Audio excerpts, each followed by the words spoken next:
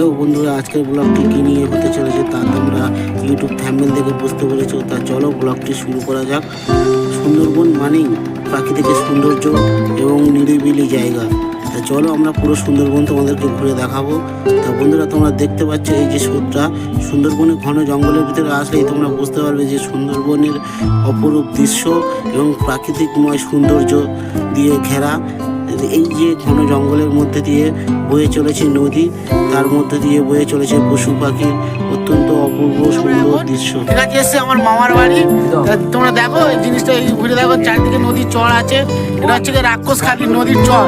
আমরা এই চরের মধ্যে আছি, প্রচন্ড ভয় লাগছে। এর মধ্যে বাঘ টাঘ আছে কিনা আমরা হয়তো জানি না। তোমরা দেখো এই যে পুরো চারিদিকে জঙ্গলের মধ্যে। সুন্দরবন মানে পশু পাখি আর জল, বন, জঙ্গল নিয়ে। তো যতদূর চোখ যাবে দেখবে শুধু বন আর নদী দিয়ে ঘেরা এই সুন্দরবন। এই দ্বীপটিকে অপূর্ব এক দৃশ্যময় বয়ে চলেছে নদীর ধার ধরে। তা তোমরা দেখতে পাচ্ছ গাছের ডালে পশু পাখি, বিভিন্ন রকমের পশু পাখি দেখা যাবে। এবং এই যে জালটা দেখতে পাচ্ছ, এই জালটা হচ্ছে কি অ্যাকচুয়ালি ঘেরা আছে যাতে না বাঘ এপারে আসে।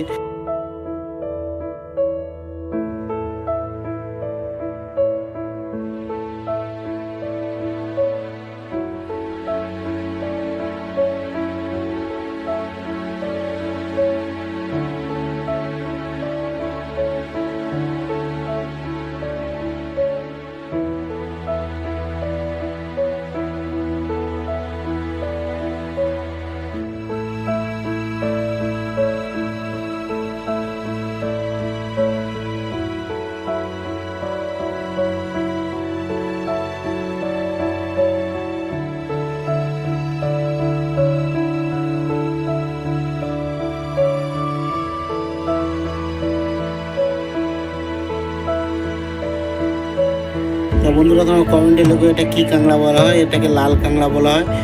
যত সময় যে নদীর যে যখনই ভাঁটা পড়ে যায় তখন এই কাঁকড়াগুলো সাধারণত দেখা যায়। এদের গর্তগুলো খুবই ছোট আর এদের আকার হয় খুবই ছোট, আর এদের এক সাইডে দাঁড়া খুবই মোটা হয়। তো এদের দেখতে অপরূপ সুন্দর লাগে।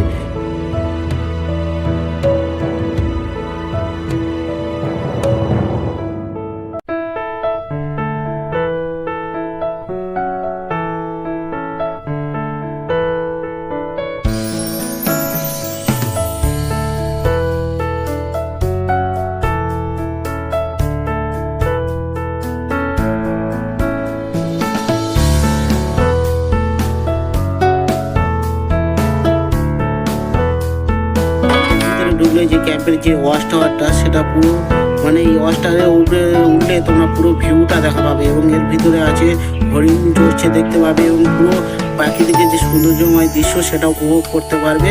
এবং আমরা আস্তে আস্তে এগিয়ে যাবো এই বনের ভিতরটা। তোমরা দেখতে পাচ্ছ ঘন জঙ্গল। এই বনের ভিতরে আসলে আলাদা একটা অনুভূতি হবে, যেটা তোমরা এখানে আসলেই বুঝতে পারবে কত যে।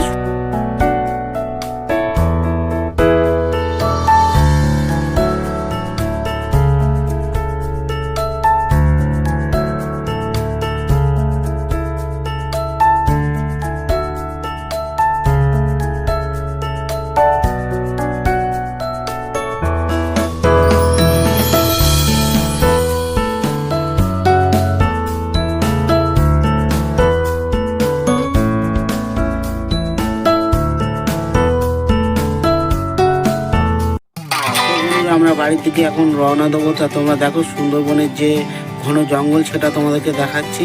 এবং আমাদের ব্লগটি যদি মিনি ব্লগটি ভালো লেগে থাকে তাহলে একটা লাইক এবং কমেন্ট শেয়ার করে দিও।